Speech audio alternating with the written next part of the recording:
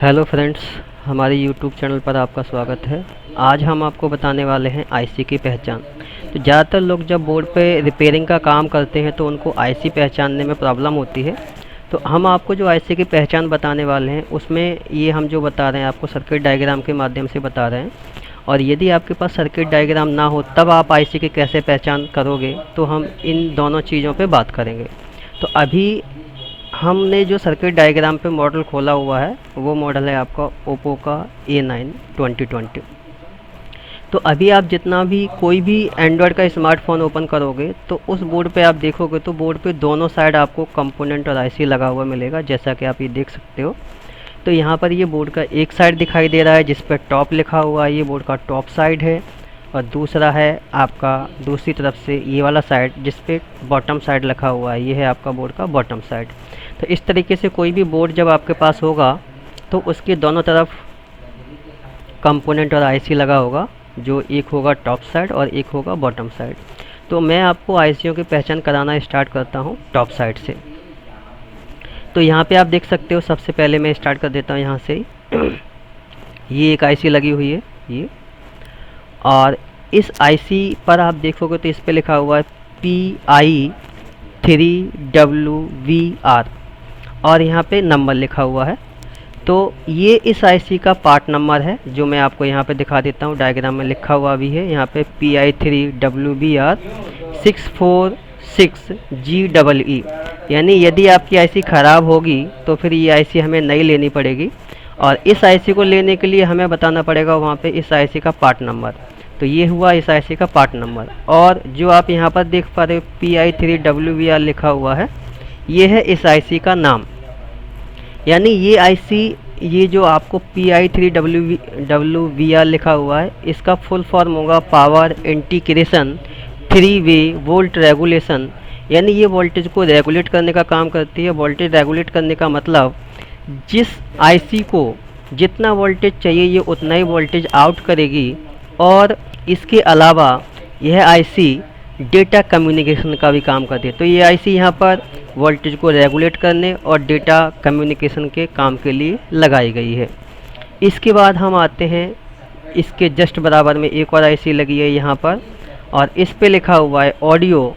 तो इस ऑडियो के नाम से आपको समझ में आ गया होगा कि इसका काम है ऑडियो यानी ऑडियो एम्पलीफायर को चलाने का। और इसका पार्ट नंबर आप देख सकते हो यहाँ पे लिखा हुआ है 87339ACY5। तो अगर ये आईसी ख़राब है तो आपको ये पार्ट नंबर बताना पड़ेगा, तो आपको प्रॉपर ये आईसी मिल जाएगी। और यदि आपके पास सर्किट डायग्राम नहीं है और आपको ये पहचानना है कि हमारे मोबाइल में ऑडियो आईसी कहाँ पे लगी हुई है, तो आप देखोगे मोस्टली जो ऑडियो आईसी होगी उसके पास में आपको बराबर में यानी पेयर में जोड़े में दो कंपोनेंट मिल जाएंगे। जैसा कि आप यहाँ पर देख सकते हो, ये जोड़े में दो कंपोनेंट लगे हुए हैं, ये कॉइल हैं, ये ऑडियो आईसी के पास ही लगे होते हैं। और यहाँ पर जोड़े में दो रजिस्टर भी लगे हुए हैं, तो ये आपको ऑडियो आईसी के पास ही मिलते हैं। तो यदि आपके पास डायग्राम नहीं है और उसमें आप ऑडियो आईसी पहचानना चाहते हो, तो आप ये देखोगे कि किस आईसी के पास में जोड़े में कंपोनेंट लगे हुए हैं, वही आईसी आपकी ऑडियो आईसी होगी। अब हम देखते हैं आगे। जैसा कि आप ये देख सकते हो, जस्ट इसके नीचे आप देखोगे एक ये आईसी लगी हुई है और जस्ट इसी के नीचे एक और आईसी लगी हुई है। अब इन दो आईसीयों को हम देखने के बाद बोर्ड पर और भी हम देखेंगे साइज के अकॉर्डिंग कि इस साइज में और भी कहीं आईसी लगी हुई है। तो यहाँ पे हम देख रहे हैं टॉप साइड पे जो हम देख रहे हैं, तो टॉप साइड पे आप देखोगे तो सबसे बड़ी आईसी साइज में यही दो दिखाई दे रही हैं। और इसकी बॉटम साइड में देखेंगे तो इधर भी कोई आईसी उसके बराबर नहीं है। तो इसका कहने का मतलब हुआ कि ये दो आईसी आपको बोर्ड में मोस्टली दो आईसी साइज में सबसे बड़ी मिलेगी। तो अब साइज में सबसे बड़ी दो आईसी मिल गई, अब इन दोनों में से हम कैसे पहचानेंगे, तो मैं आपको दिखा दूं। एक आईसी जिस पर कंपनी का नाम लिखा होगा जैसे कि कॉलकॉम, या फिर यहाँ पे लिखा हो मीडियाटेक MTK, या फिर लिखा हो यहाँ पे SPD स्प्रीडट्रम, तो आप समझ जाइएगा वो है आपका चिपसेट यानी CPU आईसी। और CPU के बराबर में जो आईसी लगी हुई है जस्ट आप देख सकते हो जिस पे SK हाइनिक्स लिखा हुआ है, तो ये है इसकी इंटरनल स्टोरेज आईसी यानी फ्लैश आईसी। यही आईसी एक आईसी है जो आप यूजर के डेटा को स्टोर भी करने का काम करती है, और आप जो भी एप्लीकेशन या आप सिस्टम को जो ऑपरेट करते हो, तो सिस्टम को ऑपरेट करने के लिए जिस ऑपरेटिंग सॉफ्टवेयर का यूज किया गया है वो सारा ऑपरेटिंग सिस्टम इसी आईसी में स्टोर होता है। ये आईसी भी डिफरेंट कंपनी की आती है, जैसे कि SK हाइनिक्स की जो आईसी आपको यहाँ पे दिखाई दे रही है। इसके अलावा सैमसंग कंपनी की भी आती है, और सैनडिस्क आती है, तोशिबा आती है, LPD आती है। तो इस प्रकार से कई सारी अलग अलग कंपनियों की आपकी फ्लैश आईसी आती है। तो जस्ट CPU के बराबर में जो आईसी लगी होगी वो होगी आपकी इंटरनल स्टोरेज आईसी, जो आपके ऑपरेटिंग सिस्टम को ऑपरेट करने का काम करती है। तो अभी हमने जाना है यहाँ पे PI3WBR आईसी यानी वोल्टेज रेगुलेटर आईसी को जाना, ऑडियो आईसी को जाना, eMMC को जाना, और चिपसेट को जाना यानी CPU को। जस्ट इसके नीचे आप देख सकते हैं एक और आईसी है ये, और इस आईसी को थोड़ा सा मैं जूम करूँगा तो आपको इस आईसी के साइड से पिन दिखाई देंगे। 3 पिन ये यहाँ पर है और 3 पिन यहाँ पर है। तो इसका मतलब ये कितना पिन हो गया, 6 पिन हो गया। तो 6 पिन, और इस 6 पिन के अलावा जैसे कि यहाँ पर आप देख पा रहे हैं 6 पिन आईसी है, लेकिन इसके लिए लिखा हुआ है लाइट आईसी। अब ज़रूरी नहीं है कि 6 पिन की लाइट आईसी हो, 6 पिन की आपकी चार्जिंग आईसी भी होती है। लेकिन अगर आपके पास इसका सर्किट डायग्राम नहीं है तो आप कैसे पहचानोगे कि ये लाइट ही आईसी है। तो मैं आपको बता दूं, अगर लाइट आईसी बन रही होगी ये, तो इस आईसी के पास आपको सबसे बड़ा कॉइल मिलेगा, यानी बूस्ट कॉइल होगा वो, क्योंकि ये आईसी स्विचिंग करके 7 वोल्ट से लेके 45 वोल्ट तक ये बूस्ट वोल्टेज बनाएगी। तो जब ये स्विचिंग करके वोल्टेज जनरेट करेगी तो जो बूस्ट वोल्टेज जनरेट होगा वो AC में होगा, और डिस्प्ले की लाइट को जलने के लिए DC चाहिए, तो उस DC को AC होगा, तो उस AC को DC में कन्वर्ट करने के लिए इसके पास में बूस्ट कॉइल और एक डायोड भी लगा होगा। तो यहाँ पे बूस्ट कॉइल और IC दोनों मिलकर स्विचिंग करेंगे। स्विचिंग करने से जो बूस्ट वोल्टेज जनरेट होगा AC में, उस AC को DC में कन्वर्ट करने के लिए यहाँ पे देखो डायोड लगा हुआ मिलेगा। और अगर डायोड के कन्वर्ट करने के बाद भी कुछ उसमें AC के कड़ हैं तो आगे आपको बिग साइज में NPC भी मिलेगा, जो उस AC को ग्राउंड करेगा, यानी फिल्टर करने का काम करेगा। तो यदि 6 पिन की कोई IC है और उस IC के पास बूस्ट कॉइल या डायोड या फिर NPC लगा हुआ है, तो आप समझ जाइएगा कि वो लाइट आईसी है। और यदि इस आईसी के पास ये बूस्ट कॉइल नहीं लगा है तो आप समझ जाइएगा फिर वो लाइट आईसी नहीं है। दूसरी पहचान मैं और बता दूं, लाइट आईसी के पास में जो डायोड लगा होगा वो सीरीज में लगा होगा। तो अगर डायोड सीरीज में है तो फिर वो लाइट आईसी बनेगी, और यदि डायोड पैरेलल में लगा हुआ है तो फिर वो आईसी चार्जिंग आईसी बनेगी या फिर और किसी सेक्शन के लिए लगी होगी। तो ये है आपकी लाइट आईसी, जैसा कि आपने पहचान में आ गया होगा, और इसका पार्ट नंबर ये लिखा हुआ है। तो यदि ये आईसी ख़राब हो जाए तो आप इसी पार्ट नंबर से इसको परचेज करोगे। अब मैं चलता हूँ आगे। यहाँ पर एक आईसी ये दिखाई दे रही है, इस आईसी पर लिखा हुआ है RF, और ये SDR आईसी है, जैसा कि आप देख सकते हो। ये कॉलकॉम में SDR आती है और मीडियाटेक चिपसेट होता तो यहाँ पे आपकी WTR आईसी आती। तो ये SDR WTR नेटवर्क आईसी होती है, जो नेटवर्क सिग्नल को रिसीव और ट्रांसमिट करने का काम करती है।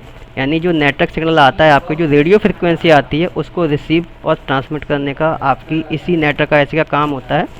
पहचान के लिए आप देखोगे तो इस आईसी के पास में बहुत सारे आपको RX और TX फिल्टर लगे हुए मिल जाएंगे, और इसके अलावा इस आईसी के पास आपको बहुत सारा कंपोनेंट भी लगा हुआ मिलेगा।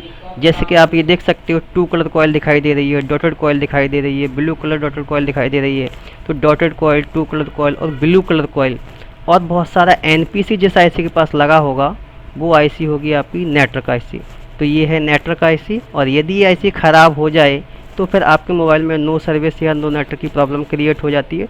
मोस्टली यदि मैं बात करूं तो इस आईसी के ख़राब होने से नो सर्विस की प्रॉब्लम आती है। मोस्टली आपने देखा होगा जो लोग इस आईसी को दोबारा से रिवॉल्व करके लगा देते हैं तो नो सर्विस की प्रॉब्लम भी सॉल्व हो जाती है। तो ये बोर्ड की आपने देखा टॉप साइड में जितनी भी आईसी लगी हुई थी उनका पहचान। अब हम चलते हैं बोर्ड की दूसरी तरफ। मैं आपको ये भी बताता जा रहा हूँ कि यदि आपके पास ये डायग्राम नहीं हुआ तो आप कैसे पहचानोगे। तो मैंने आपको बताया मोटा मोटा पहचान। आप एक बार मैं आपको रिवाइज भी कर दूंगा। अब मैं आता हूँ दूसरी तरफ, ये है आपकी बॉटम साइड। तो इसमें मैं सबसे पहले मैं यहाँ से आता हूँ नीचे से। ये आईसी आप देख सकते हो, इस पे लिखा हुआ है कॉलकॉम, मतलब ये कॉलकॉम कंपनी ने बनाई है इस आईसी को, मतलब इसको कॉलकॉम ने मैन्युफैक्चर किया है। और नीचे आप देखो लिखा हुआ है पीएम, और इसके पास बहुत सारा कॉइल भी लगा हुआ है। और जस्ट इधर साइड पे आऊँगा तो यहाँ पर आप देखोगे तो इसको भी कॉलकॉम ने ही डिज़ाइन किया है, लेकिन इस पे लिखा हुआ है PMI, और इसके पास कुछ कॉइल लगा हुआ है, जैसे ये कॉइल लगा हुआ है, ये कॉइल लगा हुआ है। अब ये दोनों ही PM मतलब पावर मैनेजमेंट, PM मतलब पावर मैनेजमेंट, दोनों ही पावर आईसी हैं, लेकिन ये मेन पावर आईसी है आपकी, जो आपके सभी मेन सेक्शन को ऑपरेट कराने के लिए वोल्टेज भेजेगी। जैसे मेन सेक्शन आपके नेटवर्क आईसी को चलाने के लिए यही वोल्टेज भेजेगी, हाँ, जैसे कि CPU फ्लैश आईसी को चलाने के लिए यही वोल्टेज भेजेगी। तो जो भी मेन सेक्शन है उनको चलाने के लिए ये आईसी वोल्टेज भेजेगी। अगर ये आईसी ख़राब हो जाएगी तो आपका सेट डेड हो जाएगा। दूसरा, आप यहाँ पे देख सकते हो PMI लिखा हुआ है, तो आई मतलब power management, I for interface, ये चार्जिंग का भी काम करती है। मतलब इस आईसी को मेन आईसी की सपोर्ट के लिए लगाया गया है कि अगर कोई ज़्यादा लोड पड़े तो आपकी मेन आईसी ख़राब ना होते हुए पहली आईसी सपोर्टिंग आईसी ख़राब हो, जिससे आगे भी जो सर्किट है वो फॉल्ट होने से बच जाए। तो ये एक चार्जिंग आईसी है, और अगर ये आईसी भी ख़राब हो गई तब भी हमारा सेट ऑन नहीं होगा, क्योंकि हमारी मेन आईसी के पास इसमें लगी हुई सपोर्टिंग आईसी ही वोल्टेज भेज रही है। तो अगर ये आईसी ख़राब हो जाएगी तो फिर मेन आईसी को पावर नहीं मिलेगा, और मेन आईसी को जब पावर नहीं मिलेगा तो ये मेन आईसी भी आगे कहीं वोल्टेज नहीं भेजेगी, जिसके कारण आपका सेट ऑन नहीं होगा। तो ये है आपकी चार्जिंग आईसी। चार्जिंग आईसी आपकी PMI के नाम से मिल जाएगी बोर्ड में लगी हुई, या BQ के नाम से मिल जाएगी, तो वो आपकी चार्जिंग आईसी होगी।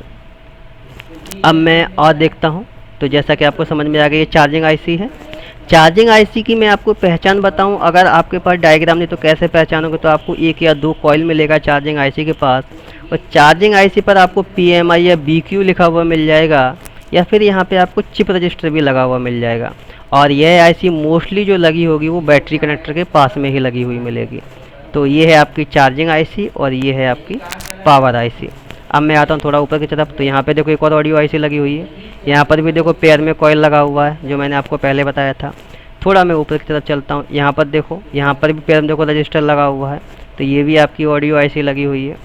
जस्ट ऊपर आप देखोगे यहाँ पर एक आईसी लगी हुई है, और ये आईसी जो लगी हुई है वाईफाई को चलाने के लिए लगी हुई है, WCN3930, ये इसका पार्ट नंबर है। तो पार्ट नंबर में जो आपको नंबर दिखाई दे तो कुछ भी हो सकता है, लेकिन अगर वाईफाई आईसी होगी तो वहाँ पे आपको WCN के साथ कुछ नंबर लिखा हुआ मिलेगा, और यहाँ से भी आपको कन्फ्यूजन होता है। तो जिस आईसी के पास आपको ब्लू कलर का कॉइल लगा हुआ मिल जाए, या फिर इस टाइप का म्यूचुअल कॉपलर मिल जाए, वाइट बॉडी सिल्वर पॉइंट और सिल्वर पिन, तो जिस आईसी के पास ये कॉपलर लगा हुआ मिल जाएगा, या फिर ब्लू कलर का कॉइल मिल जाएगा, या फिर आपको ऑसिलेटर क्रिस्टल लगा हुआ मिलेगा, तो वो आईसी आपकी होगी वाईफाई ब्लूटूथ आईसी। यानी यही आईसी वाईफाई को चलाएगी और यही आईसी ब्लूटूथ को भी चलाएगी। तो ये साइड आपकी क्लियर हो गई। अब मैं आ जाता हूँ इस साइड, यहाँ पर, तो ये मैंने बता दिया था आपको। यहाँ पर मैं आता हूँ, ये एक सेक्शन है, सेपरेट सेक्शन है, आप देख सकते हो। इस सेक्शन का काम है नेटवर्क सिग्नल को बूस्ट करके आगे एंटीना पे भेजना। यानी जो सिग्नल, नेटवर्क सिग्नल जो यहाँ से जा रहा है एंटीना के लिए, अगर वो सिग्नल वीक है तो इस सेक्शन में लगी हुई ये आईसी और ये आईसी दोनों ही उस सिग्नल को बूस्ट करने का काम करेंगे। तो जैसा कि आप देख सकते हो, एक ये आईसी लगी है जिस पर आप ऊपर सिंबल देखो तो इस टाइप से दिखाई दे रहा है आपको, इस पे RF लिखा हुआ है। और यहाँ पे देखोगे एक ये आईसी लगी हुई है जिस पे सिग्नल देखोगे तो इस टाइप से लगा हुआ है। और तो ये दोनों जो आईसी हैं